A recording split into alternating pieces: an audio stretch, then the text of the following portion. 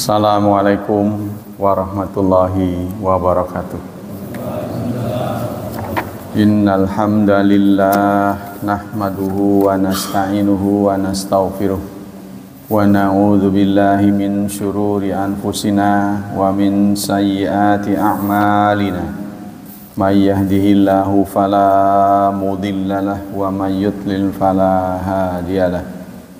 Ashhadu an la ilaha illallah wa ashhadu anna Muhammadan abduhu wa rasuluh la nabiyya ba'da. Allahumma salli wa sallim ala nabiyyina Muhammad sallallahu alaihi wasallam wa ala alihi wa sahbihi wa man sara ala nahjihi ila yaumiddin. Amma ba'd. Ayyuhal ikhwah, tema adab pagi ini adalah al-hilmu. Al-hilmu, ha, lam, dan mim. Orang yang punya sifat hilmu itu disebut dengan halim. Nah, hilman, sempurna hilimnya. Hilman. Nah, yang kita akan kaji hari ini. Apa arti dari ilmu? Ilmu itu adalah anatu, tidak terburu-buru, lemah lembut, ya, artinya tidak kasar. Itu disebut ilmu.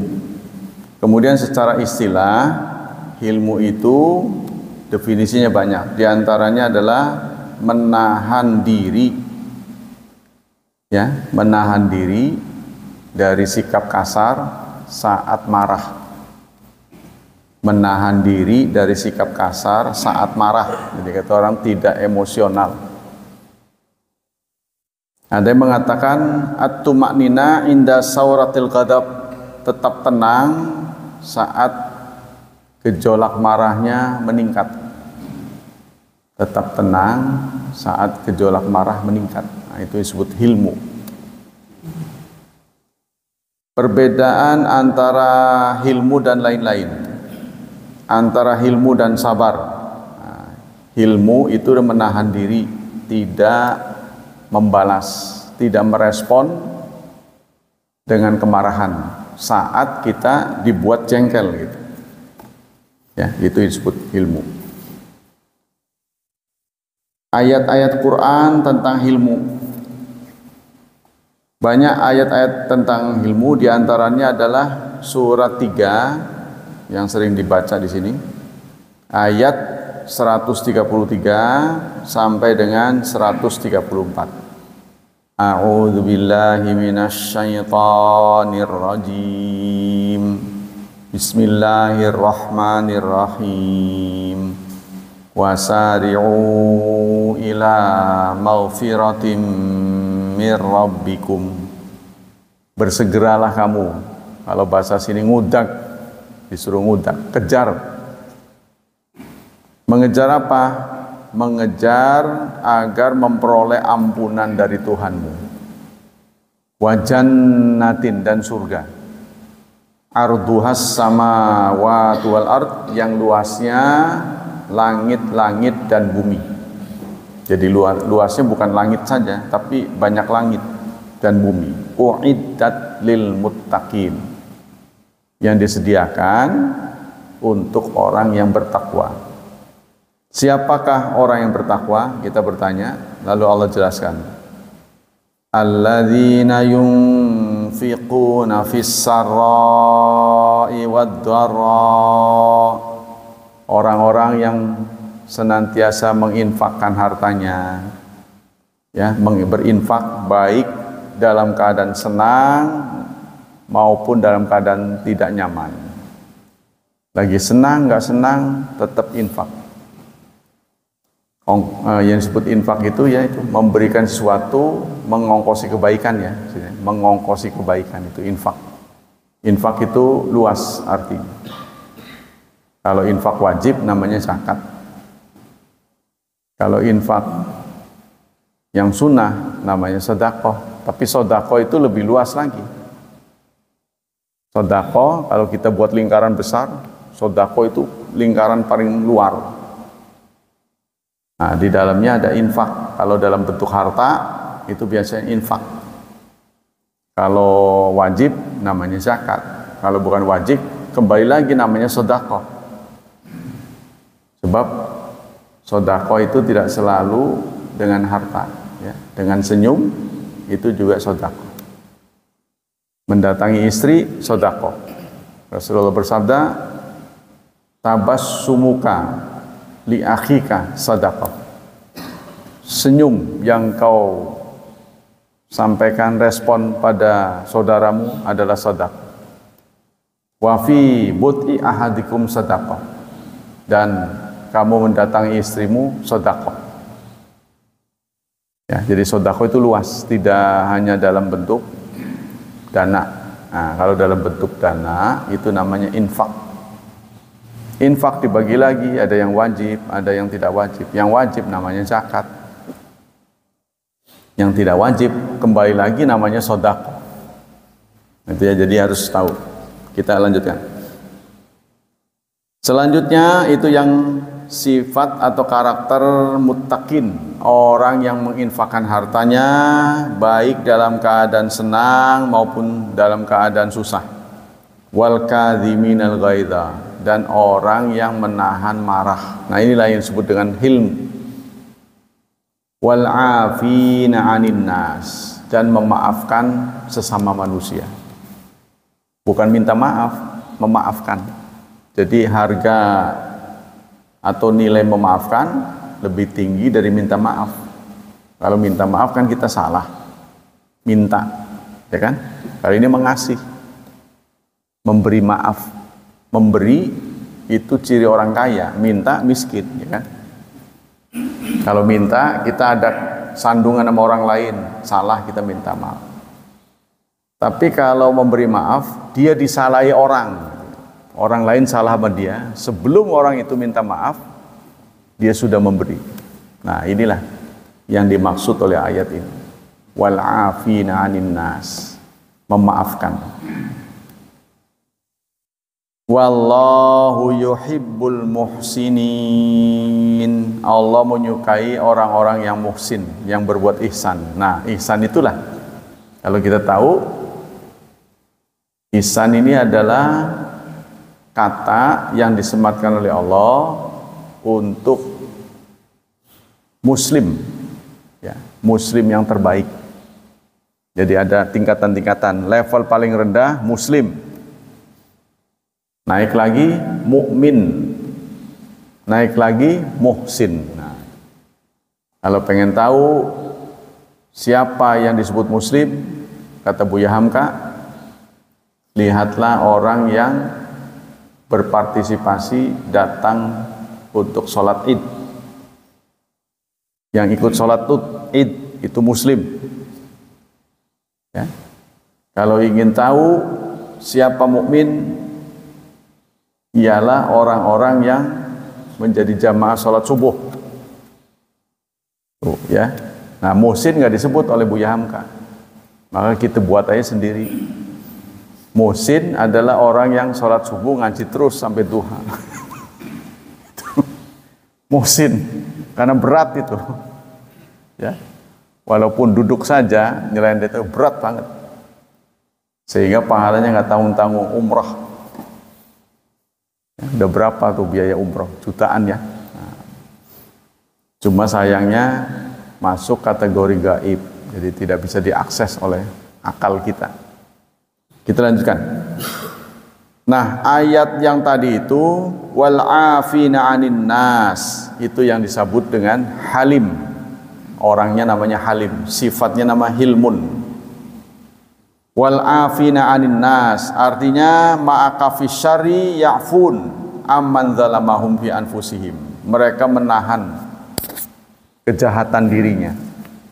Ya, dalam sebuah hadis Rasulullah bersabda, al-muslimu man salimal muslimuna min yadihi wa lisani. Seorang muslim adalah orang yang mampu menyelamatkan orang lain dari kejahatan mulut dan tangannya. Itu yang namanya muslim.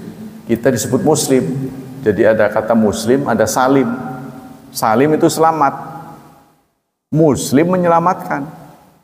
Ya, jadi pada diri setiap orang Islam itu ada misi menyelamatkan orang lain. Dia harus berbuat sesuatu sehingga orang lain selamat. Paling tidak selamat dari dirinya. Dia tidak menyakiti, baik dengan perkataan maupun dengan tindakan. Ya, itu ayatnya. Kemudian ayat yang lain surat 7, suratul A'raf, ayat 199. Allah berfirman, "Khudzil afwa." Maafkanlah. Kalau mana asalnya khudzil afwa, ambillah maaf. Ambil.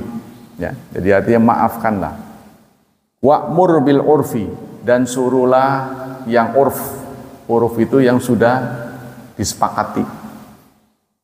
Sebuah kebenaran, ya, kebenaran dari Allah belum tentu dianggap benar oleh orang. Yang benar belum tentu dianggap benar oleh orang. Nah, supaya yang benar dari Allah bisa membumi, maka ini tugas kita semua. Mengenalkan, oh ini buruk. Contohnya, mengambil sesuatu, menerima sesuatu dari tangan orang lain, bagusnya pakai kanan. Ya, bagusnya pakai kanan. Kalau kita pakai kiri, nggak kena pasal, nggak. Tidak dihukum. Tapi kita menjelaskan baik dan buruk. Kalau nerima pakai kanan, yang jorok-jorok pakai kiri. Nah, kecuali kanannya lemah. Nah, ini kesepakatan. Ya, akhlak.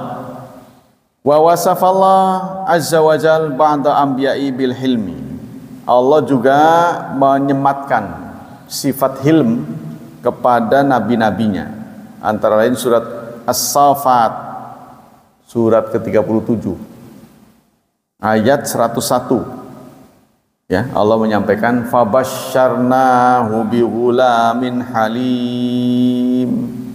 Maka kami kabarkan Ibrahim dengan anak gulam, seorang anak yang halim, yang punya sifat halim. Yaqulu Ibnu Taimiyah waqatin tawat isbisyarah ala salas. Pada ayat ini Allah yang menyampaikan 3 hal kepada Nabi Ibrahim. Pertama, annal walada gulamun zakarun, bahwa Nabi Ibrahim akan dikaruniai anak laki-laki. Gulam itu anak laki-laki. Yang kedua, wa annahu yablughul hilma, dan anak itu akan dewasa. Artinya nggak mati di usia kanak-kanak seperti Nabi kita ya. Nabi kita punya anak laki-laki rata-rata wafat sebelum dewasa. Yang ketiga, annahu yakunu haliman. Anak itu bersifat halim, mampu menguasai marah, ya, mampu menguasai emosi saat marah. Wa ayu hilmin azam min hilmihi hina uridu ali abul fidab. Mana buktinya bahwa Nabi Ismail, anak Ibrahim ya, anak Nabi Ibrahim bersikap halim. Ini dibuktikan dengan suatu saat Nabi sang ayah berkata kepada anaknya, "Ya bunayya, anni ara fil manam." Aku mimpi. Ya, arafil anam, aku mimpi anni azbahuka, menyembelihmu, tapi mimpi. Fanzur madza tara, bagaimana pendapatmu? Ya, kata Ismail, ya abatif al ma tu'maru, wahai ayahanda, laksanakan perintah itu. Satajiduni insyaallah minas sabirin. Engkau akan mendapati aku ya, orang yang sabar. Nah ini ya, kalau kita yang menggantikan Ismail, ya mungkin kita akan menolak.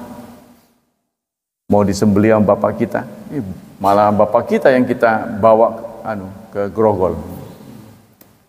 Bapak ini nggak normal apa ya? Kan mimpi gitu ya. Tapi Ismail menerimanya, insya Allah saya sabar.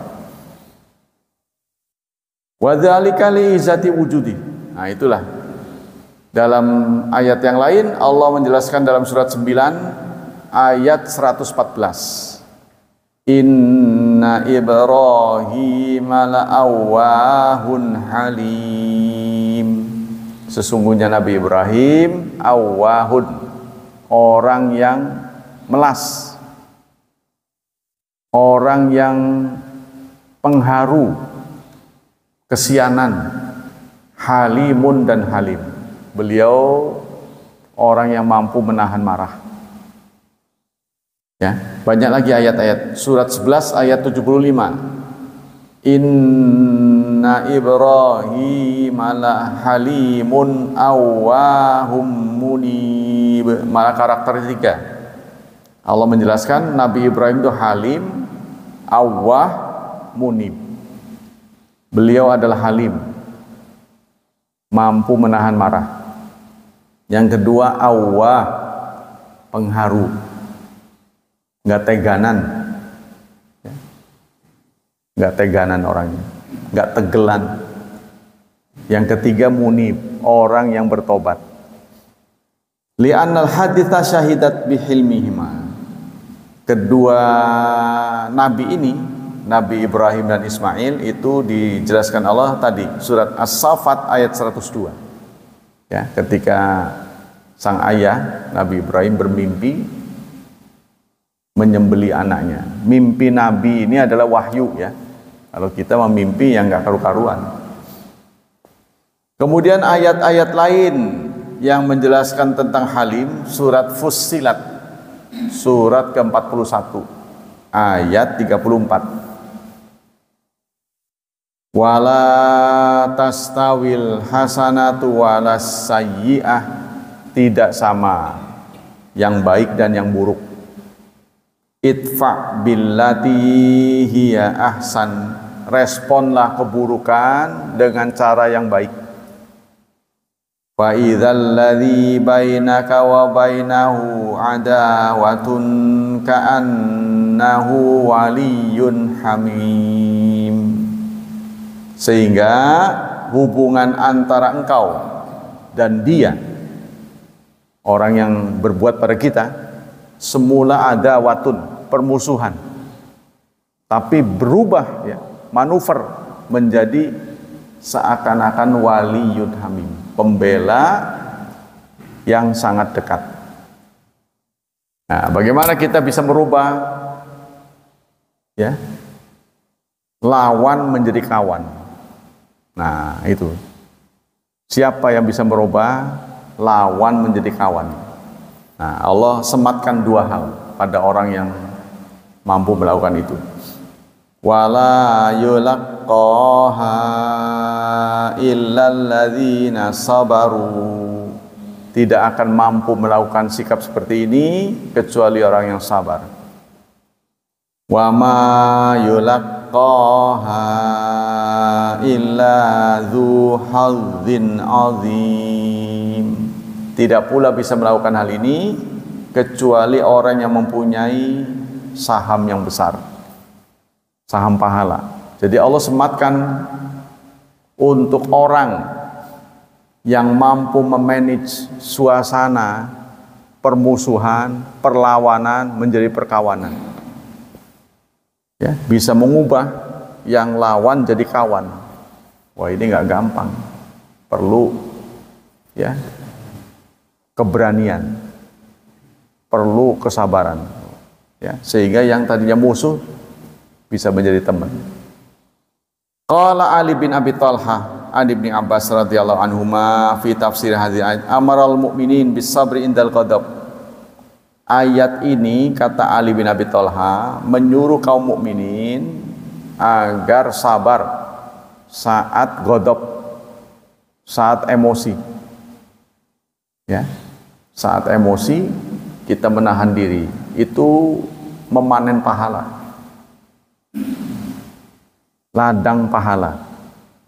Jadi kalau kita bisa mengubah, memanage diri kita ini, ya, menguasai diri kita, mengubah marah menjadi ramah, nah itu yang susah. Itu panen pahala. Nggak gampang yang begini ini, ya.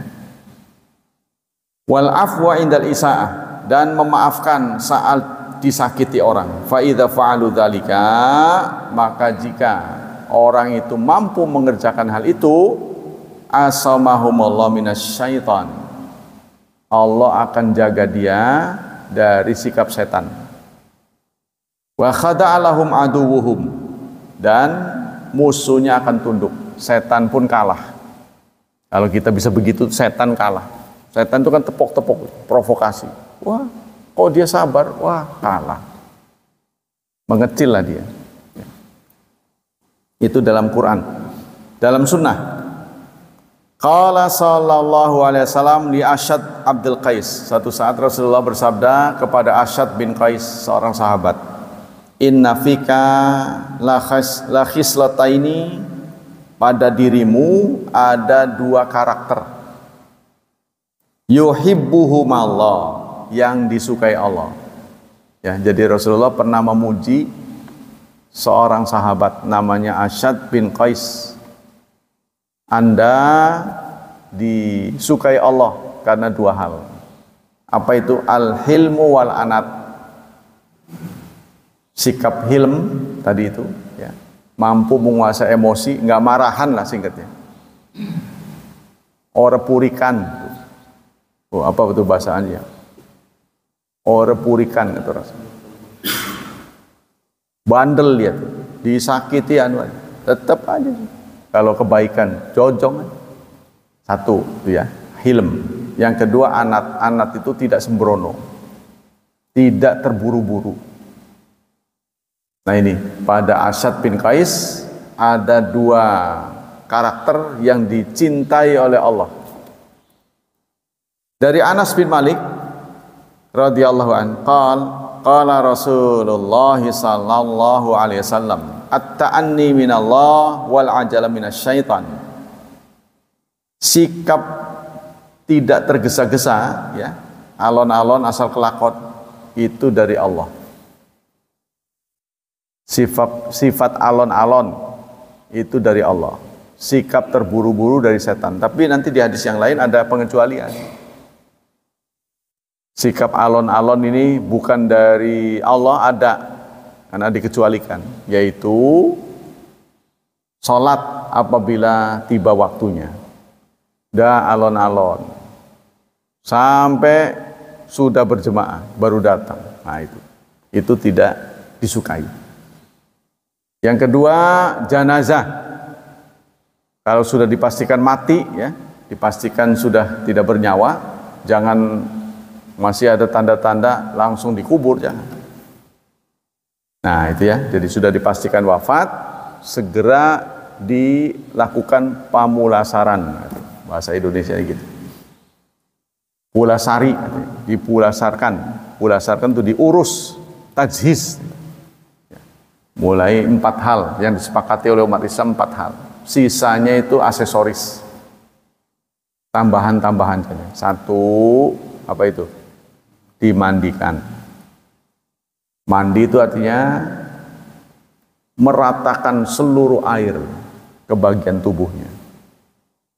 Nggak perlu boros-boros. Ya, tapi itu sebelum mandi dicuci dulu, ya, kotoran-kotorannya, gitu kan. Terus lipatan-lipatannya begitu kan.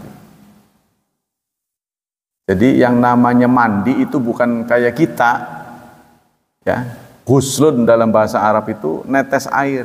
Contohnya kita pakai semprotan tuh, semprotan bunga itu sudah termasuk guslun. Tapi kalau pakai kanebo itu namanya mashun, sebab tidak ada air netes. Ya, kalau kita mau wudu irit air, coba aja pakai semprotan itu, isi air bersih, irit banget. Sebab Rasulullah itu wudu itu cuma 1 cangkir, mungkin paling banyak 1 gayung. Rasulullah itu kalau wudhu cuma satu gayung. Gayung kita ini saya pernah ngukur 1 liter. Gayung kita ini. Ya, rata-rata itu bobotnya 1 liter. Nah, kalau mandi Rasulullah itu 1 jerigen. Berarti kurang lebih 5 liter. Itu standar Rasulullah. Kalau lebih itu disebut dengan boros. Walaupun kita punya banyak air, artinya nggak bayar gitu ya, ngalir terus seperti di daerah-daerah tertentu, tetap aja kita disunahkan irit air walaupun Anda di tepi laut. Begitu sabda Rasulullah. Nah, itu sudah dicanangkan ribuan tahun yang lalu supaya kita irit. Kita lanjutkan. Wa ma ahadun aktsara ma'adzir minallah. Tidak ada satu pihak pun yang lebih banyak menerima ma'dzirah, menerima alasan-alasan ya selain dari Allah. Tidak ada yang lebih banyak. Jadi kalau Allah gunakan tangan besi, singkatnya, kalau Allah gunakan keadilan, makhluknya sudah banyak yang habis, sudah banyak yang dihabisi, singkatnya. Jadi Allah itu Maha Halim. Ya, alasannya banyak. Saya begini, ya, kurang lebih begitu keluhan-keluhannya. Wa ma min syai'in ahabu ila Allah minal hilmi, dan tidak ada sesuatu yang lebih disukai Allah melebihi sikap hilmu.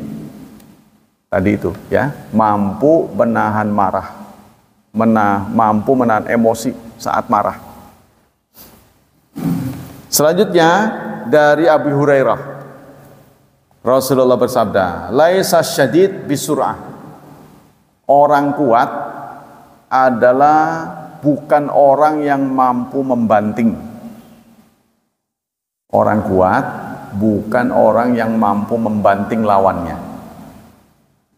Innamas syadid, sesungguhnya orang kuat, alladzi yamliku nafsahu indal ghadab, adalah orang yang mampu menguasai dirinya saat marah. Saat marah kan kita nggak bisa mengontrol omongan, ya. Saat emosi, ya, tidak bisa mengontrol apa yang kita katakan. Makanya marah itu, ada ulama yang mengatakan marah itu tidak bisa menjatuhkan talak. Marah itu satu di antara yang disebut oleh ulama tidak bisa menjatuhkan talak. Maksudnya begini, seorang suami yang menyampaikan talak saat marah tidak diakui gitu.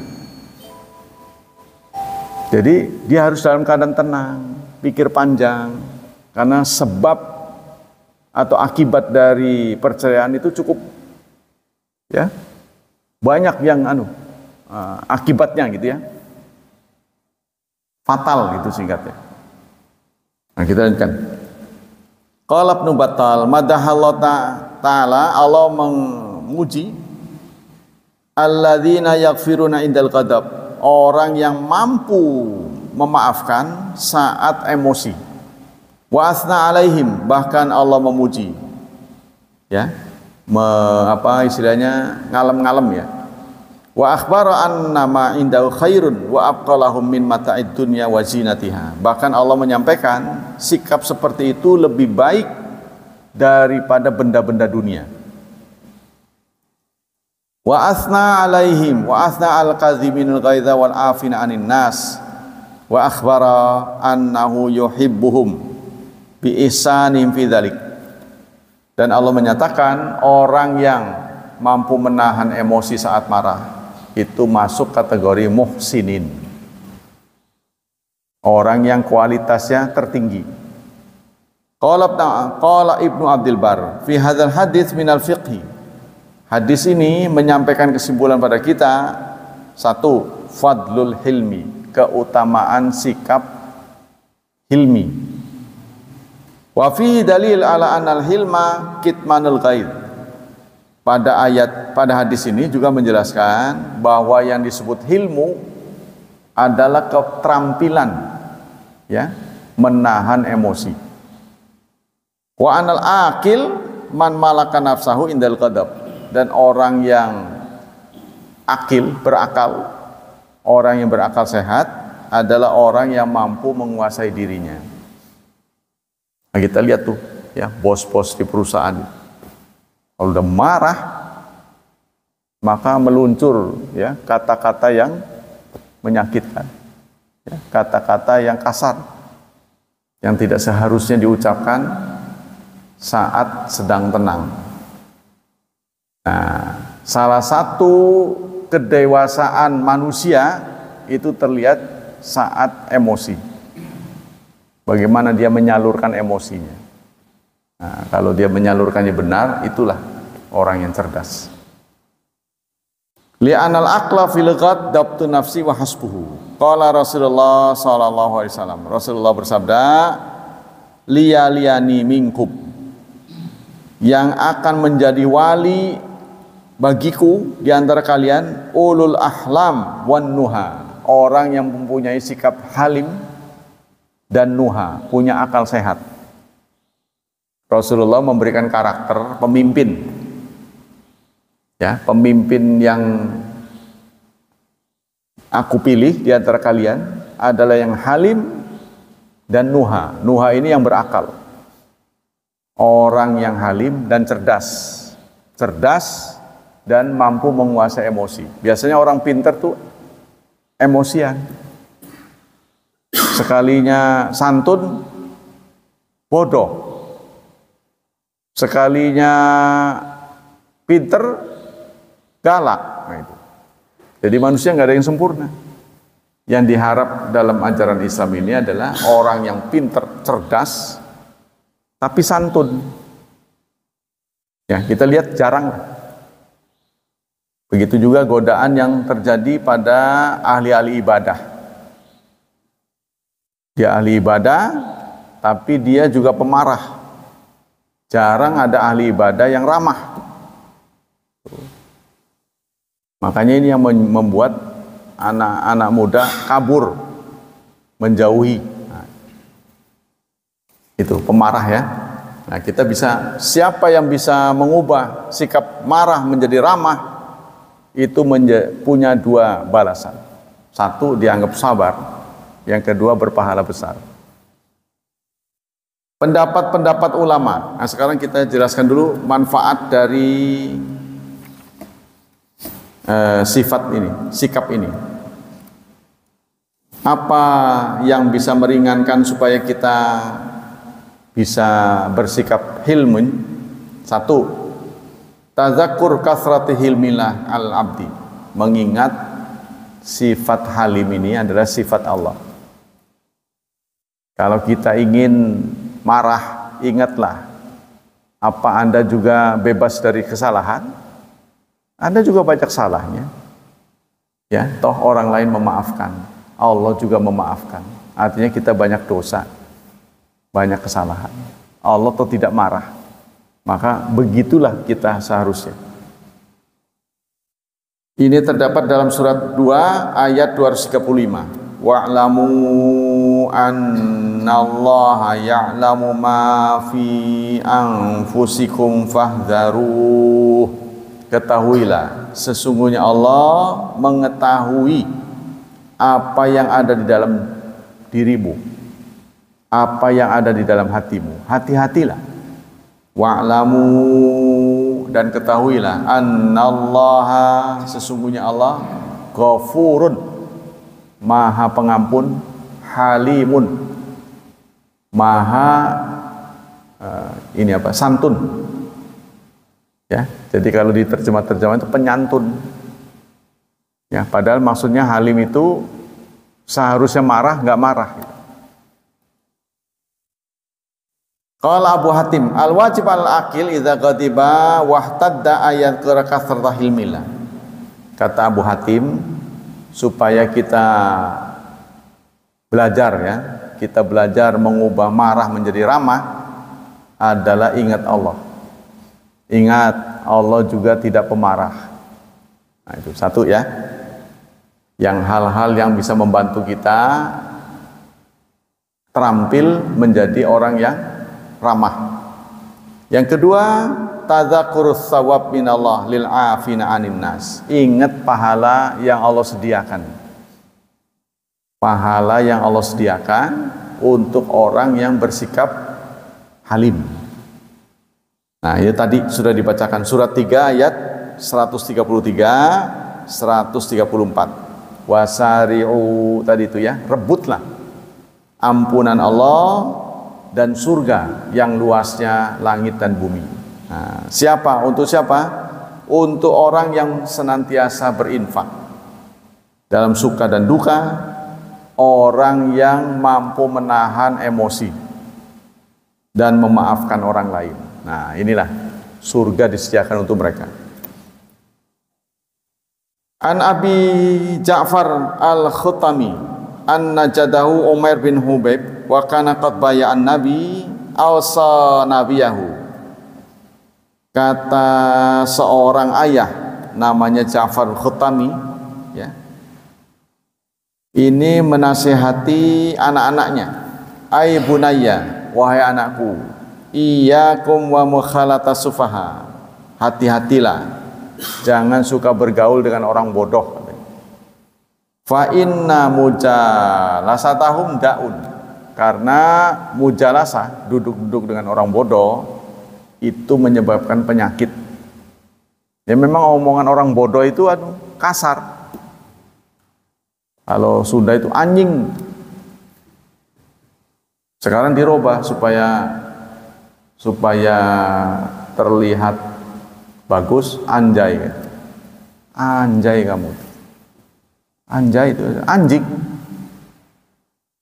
Ya. Kalau di Jawa kirik, cember, asu. Nah itu bahasa-bahasa kasar yang keluar dari mulut kita. Ya. Pokoknya binatang lah, bahasa-bahasa kebun binatang. Itu tidak layak disampaikan kepada manusia ya. Jadi kita saat marah itu hati-hati melontarkan kata-kata. Wa innahu may yahlum anisafi yusaru bihilmi. Sesungguhnya orang yang bergaul dengan orang bodoh itu sulit ya, berakhlak mulia. Jadi kita harus pilih-pilih ya bergaul. Wa may yajibhu yandam wa mala yakiru biqalil mayati safi yakiru bil katsir. Karena bergaul dengan orang yang bodoh ini dia nggak punya definisi. Jadi dia nggak bisa membedakan baik dan buruk. Nah, makanya saudara bisa terlihat orang-orang atau penduduk anak-anak yang hidup dekat pasar itu cenderung jahat. Kita perhatikan itu fenomena sosial begitu tuh. Yang dekat pasar, anak-anak itu lahir akan menjadi liar. Karena seperti yang disabdakan oleh Rasulullah, pasar itu kan ini sarang setan. Tapi pasar modern sekarang berubah menjadi mall. Ya, negara dengan 1000 mall adalah Singapura. Tapi dengan itikat yang baik, dia bisa mendidik warganya itu disiplin banget. Jadi negara di Asia Tenggara yang termasuk negara maju ada Singapura. Kita nggak usah ke Eropa jauh-jauh. Kalau ingin melihat negara maju itu Singapura. Kadang-kadang tiketnya itu jauh lebih murah daripada ke Bali. Cuma pulangnya itu yang mahal. Berangkatnya murah, kadang 250 bisa terbang sana. Tapi pesan dulu, ya, pakai apa itu? Yang sana itu ada aplikasinya. Nah, kita pesan dulu kalau kebetulan dia satu pesawat dia buat berapa orang, ya, dengan tiket rendah. Itu kita bisa masuk. Kadang-kadang tuh dapat waktu sebelum COVID itu bahkan bisa gratis hanya dengan Rp1. Tapi di sananya belanjanya mahal. Ya, makan pecel lele aja itu sebanding dengan 100.000. Nasi pecel lele itu 100.000 sana. Ya kedodoran lah kita. Kalau udah ke sana jangan kemana-mana, udah di bandara aja. Kan di sana itu bandaranya mewah. Jadi kita duduk sambil tidur nggak ada masalah kan, sofanya semuanya empuk. Udah tidur di situ. Minum gratis. Di bandara itu ngocor minum gratis. Semua yang keluar dari keran boleh diminum, steril. Itu negara maju gitu. Nah ini makanya Menteri Pendidikan ini adalah tamatan Singapura kan. Menteri Pendidikan kita, ini mau dicontoh. Jadi sekarang ini Timur Tengah tidak menjadi kiblat pendidikan. Makanya agamanya pada luntur. Ya, porsi agamanya dikurangi di pesantren-pesantren, madrasah-madrasah. Dikurangi sampai ikut kepo gitu sama urusan pesantren. Yang dipelajari apa, tapi giliran mereka nggak makan, nggak peduli. Buku yang mau diajarkan tuh ditanya-tanya, bukunya apa, gurunya siapa. Tuh, kalau giliran penyakitan, kurang obat, diam aja. Nah ini, kita sekarang hari ini begitu. Bagaimana model pendidikan yang bisa mengantarkan bangsa Indonesia lompat gitu. Ya, kalau kita nggak lompat nggak akan menang, sebab kita jalan mereka jalan, kita jalan kapan? Ya begini terus nantinya. Ini harus lompat gitu. Bagaimana kita bisa melakukan lompatan besar? Nah ini diam-diam saudara, Malaysia sekarang sedang mundur. Jadi mereka muji-muji Indonesia, ini kok bisa begitu ya? Kan mereka maju nih, sekarang mereka mulai khawatir. Jadi ada percepatan kita sedikit dalam kondisi ini. Mungkin mereka sedikit jatuh tuh, gonta-gantian Perdana Menteri sampai mundur kan Mahathir. Ya, sekarang ini Perdana Menterinya kebetulan murid dari Indonesia. Ya, dulu pernah sekolah di Pekalongan beliau. Sekarang ini Anwar Ibrahim. Dulu kan pernah dituduh nyilit gitu. Kan nggak masuk akal itu. Itu juga sama jadi permainan. Ya alhamdulillah Allah sekarang tempatkan beliau. Ya semoga semakin baik. Kita harus kejar. Kalau enggak kita ketinggalan. Nah supaya kita tahu bahwa kita ini ketinggalan harusnya ada studi perbandingan. Pemimpin kita sekarang lagi merencanakan ke Swiss. Ke Swiss. Wow jalan-jalan ke sana itu.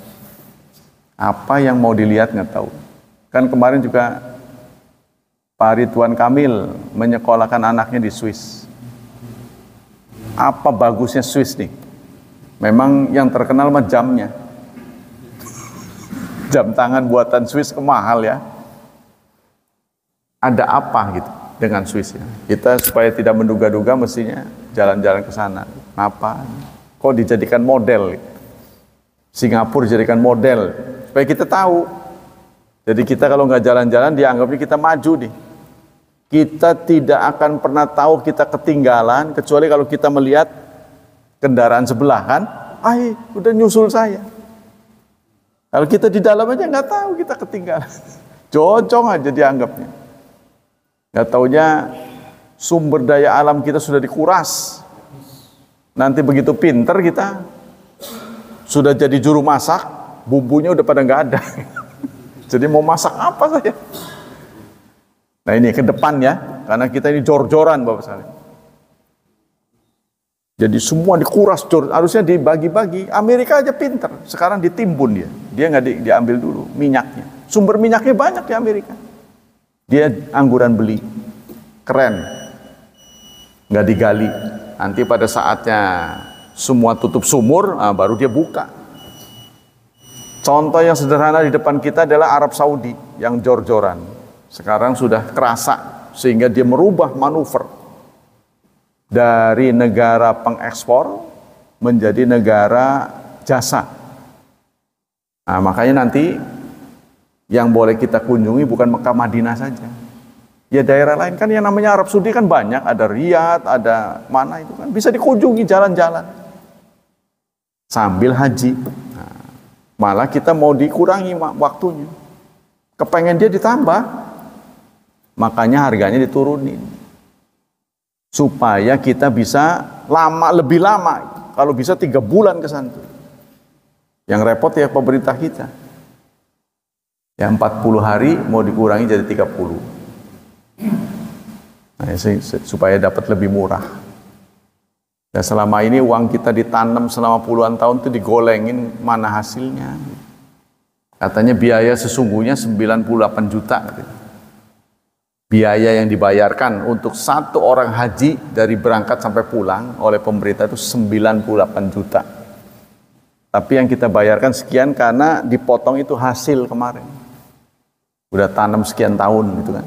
Kalau dihitung-hitung 1% saja selama berapa itu? 30 tahun. Itu sudah kembali 100% sebenarnya. Orang tanam uang segitu 25 juta, sudah dapat 25 juta lagi. Sebenarnya kalau untung, ini persoalannya salah taksir katanya.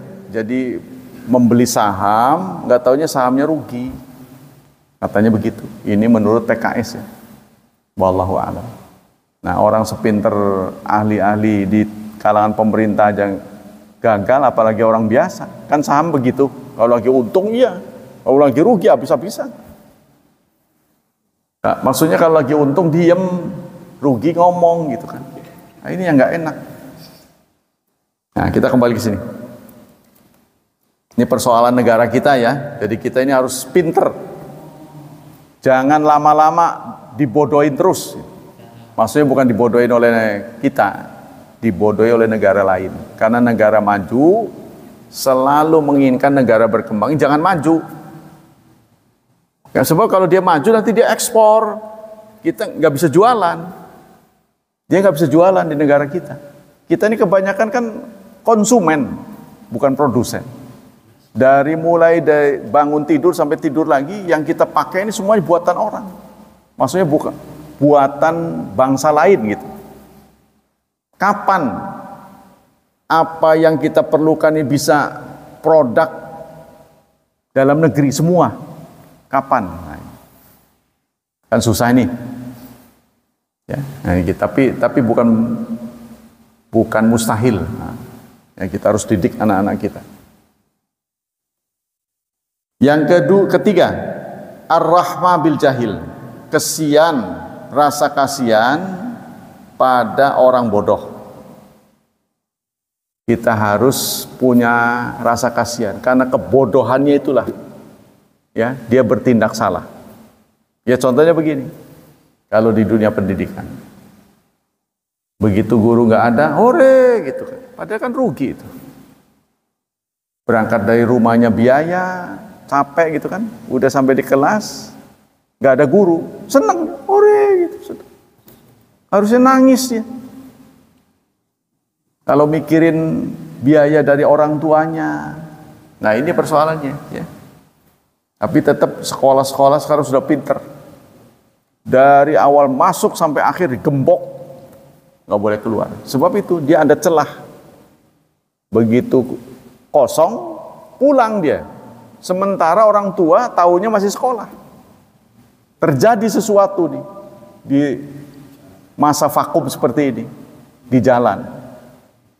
Orang tua nyalain guru, sekolah nyalain anak. Jadi nggak ada titik temu. Maka itu sebelum waktunya gembok dalam kayak penjara. Itu karena begitu kejadian-kejadian. Anak-anaknya mencari celah. Ya mending kalau positif. Contohnya kalau digerebek karena narkoba, nah, gimana? Apa yang terjadi? Orang tua nggak mau tahu. Saya kan berangkat sudah. Tanggung jawab sekolah. Sekolah juga nggak mau tahu. Nah ini yang terjadi ya. Nah diceritakan suatu saat Rasulullah dalam sebuah majlis di masjid, tiba-tiba datang orang yang bodoh, A'rabi, orang Badui, orang yang tidak terpelajar. Begitu dia datang pojok ke pojok masjid, kencing, curah di situ. Sahabat-sahabat yang ada di situ yang sudah terdidik melotot. Kok kencing sih? Nah, gitu. Gitu kira-kira. Rasulullah melarang, jangan diganggu. Biarkan dia tuntaskan dulu. Tolong kalian ambil satu ember air, saya bor. Lalu orang itu dinasihati Rasulullah, masjid tidak layak untuk dikencingi. Masjid untuk sholat, untuk zikrullah, ingat pada Allah. Baru orang Arab itu sadar. Ya, jadi nggak disakiti orang itu, karena dia bodoh. Ya.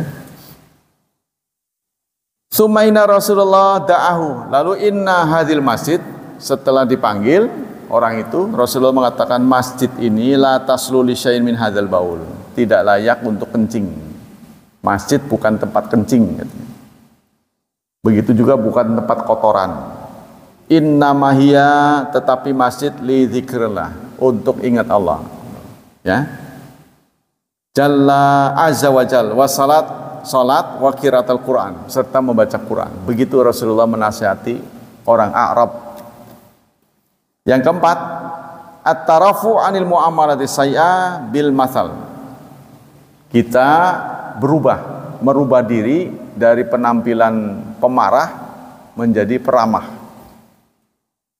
Ya, dan ini dilakukan oleh semua ahli agama. Semua ahli agama, rohaniwan itu rata-rata ramah. Ya. Lihatlah orang Buddha, dia juga begitu, paling pandai itu urusan batin. Nasihat-nasihat itu. Ya. Pendeta rohaniwan Nasrani juga begitu, menyapa umatnya itu dengan ramah. Kita mestinya begitu.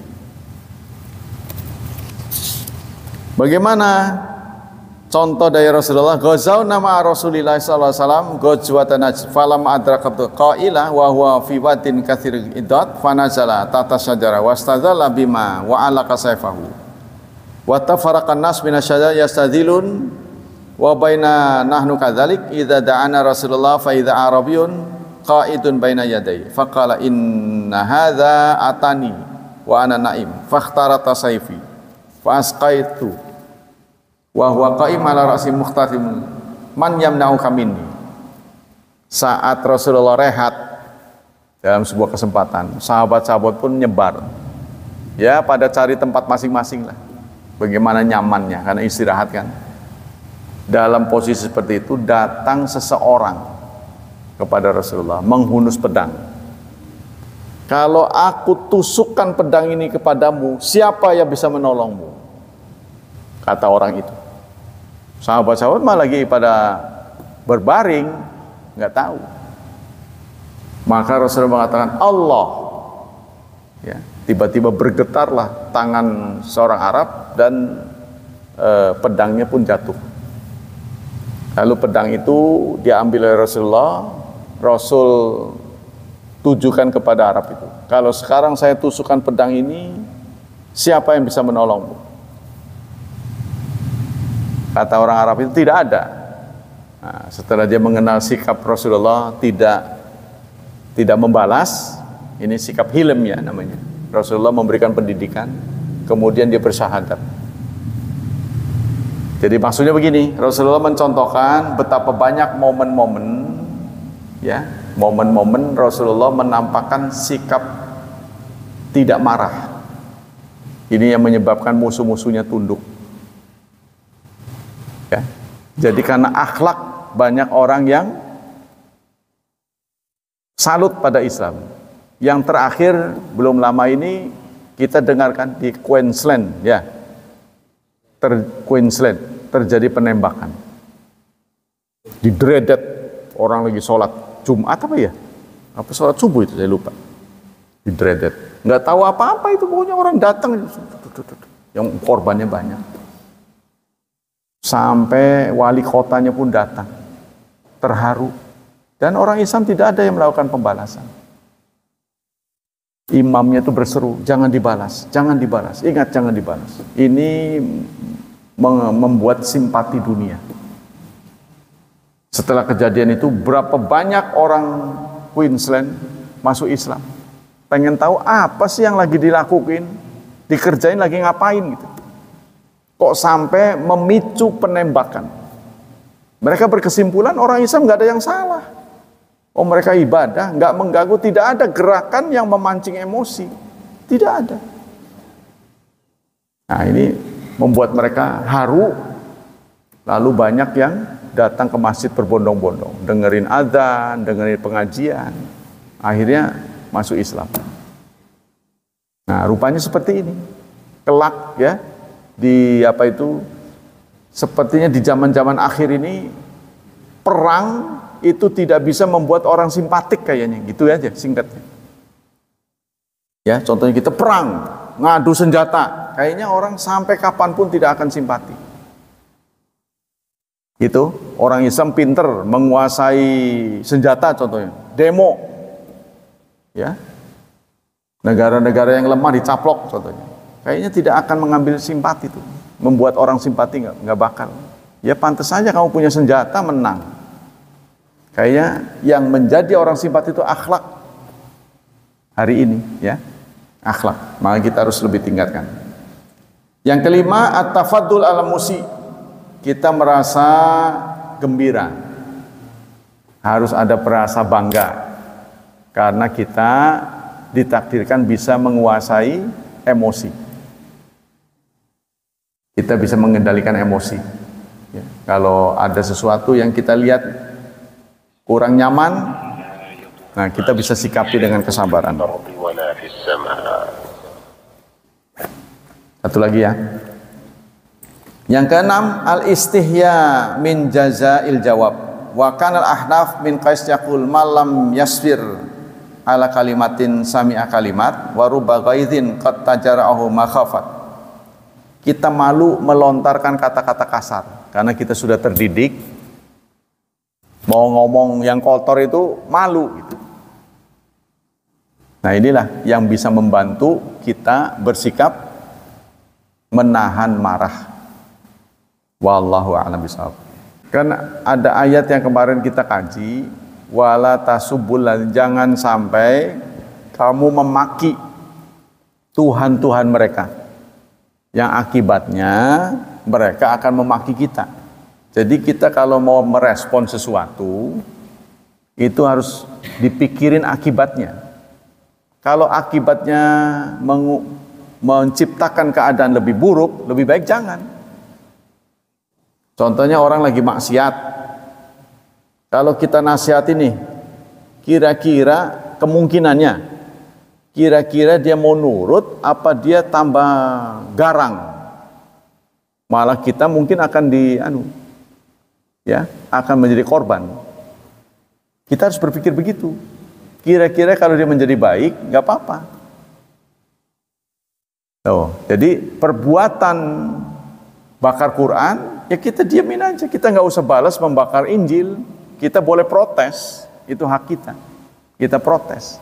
Tapi jangan kita balas dengan membakar kitab suci mereka.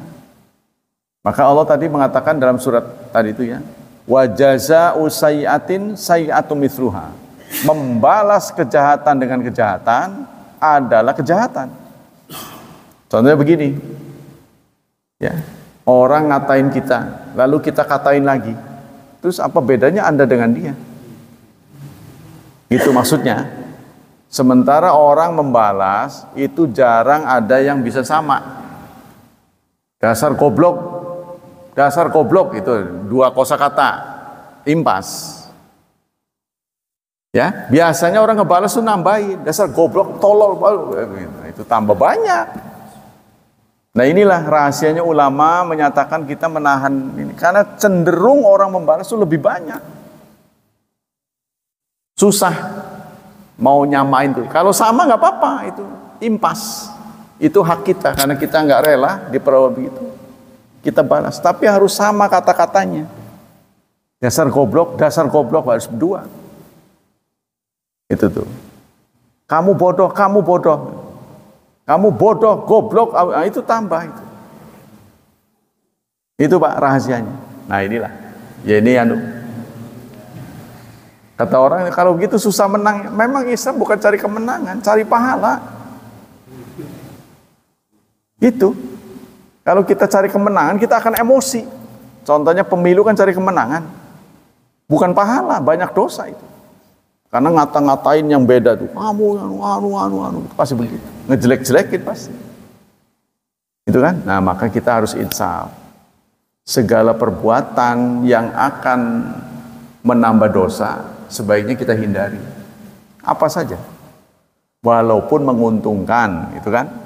Kita menang, kita senang. Musuh kita kalah. Tapi dosa kita loh. Ya, sementara kita semakin hari semakin dekat gitu kan. Lagi ngumpulin pahala, rontok lagi. Kapan mau ngumpulnya? Gitu kan? Nah, inilah kesulitan kita ya. Semoga Allah membantu kita, melancarkan kita, memudahkan kita untuk terus bisa menabung pahala, termasuk kajian pada pagi ini. Dan Allah menyelamatkan kita dari wabah dan fitnah, dari syubhat dan syahwat, serta Allah menghadiahi masa depan yang cerah buat putra putri kita, anak turun kita, dan mentakdirkan mereka menjadi hamba Allah yang salih dan salihah. Subhanakallah wa bihamdik, asyhadu an la ilaha illa anta, astaghfiruka wa atubu ilaik. Wassalamualaikum warahmatullahi wabarakatuh.